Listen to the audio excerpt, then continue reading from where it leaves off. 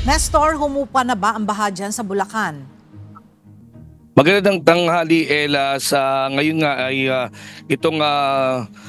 hindi pa rin humuhupa yung baha sa ilang lugar sa 5 bayan dito sa Bulacan. Inaasahan pa rin mararanasan ng pagtaas ng tubig dito. Epekto ng pagbaha, dala ng ulan at high tide. Nakararanas ng pagbaha ngayon ang bayan ng Hagunoy, Malolos, Kalumpit, Giginto at Pombong sa probinsya ng Bulacan. Ayon kay Bulacan PDRMO Provincial Director Manuel Ocman, karamihan sa mga barangay sa mga nabanggit na bayan ay nakaranas ng pagbaha simula pa kahapon. Anya, malaking epekto ng pagtaas ng tubig baha ay dahil sa high tide na umabot ng 4.8 meters. Sinabayan pa ito ng habagat dala ng bagyong Inday.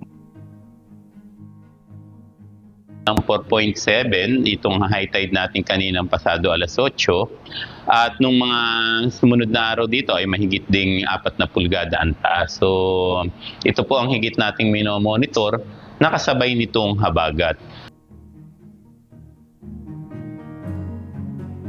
Ang ilan naman sa mga residente pahirapan sa paglusong sa baha, lalo na sa mga nakatira malapit sa mga ilog at coastal areas.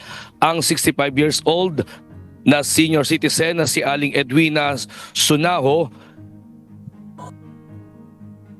nagkasugat ang paa dahil sa alipunga. Reklamo nito, barado ang mga drainage canal sa kanilang barangay sa bayan ng Giginto. Dahilan kaya hindi pa rin humuhupa ang baha sa kanilang barangay. Lalo dito, yan. Wala pa, hindi na ginawa eh. Maraming mga katal eh. Kahit walang ano yan, walang baha. Barado yung katal. Ang napakaliit pa yata nung ginawa nga na doon, butas. Saka dito. Lalo rito, yan, di kami amin dyan. Ay, naku po. Tawarin.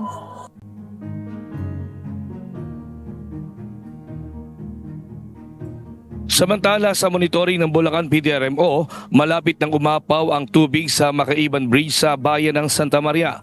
Pinapayuhan ng mga motorista na huwag bumiyahe dahil delikado na matangay sila ng malakas na agos ng tubig. Inaasahan namang mararanasan ng pagtaas ng high tide hanggang mamayang hapon at huhupa naman ito mamayang gabi sa mga coastal barangay sa Bulacan. Ella, sa ngayon nga ay pahirapan din sa pagtulong yung ating mga kababayan dito, lalo na dito sa isang barangay sa poblasyon ng Giginto, Bulacan ay umaabot dito hanggang nagpastuhod ang tubig ba sa kanilang barangay. At yan mo tayong latest live mula dito sa Bulacan. Balik sa iyo, Ella. Maraming salamat, Nestor Torres.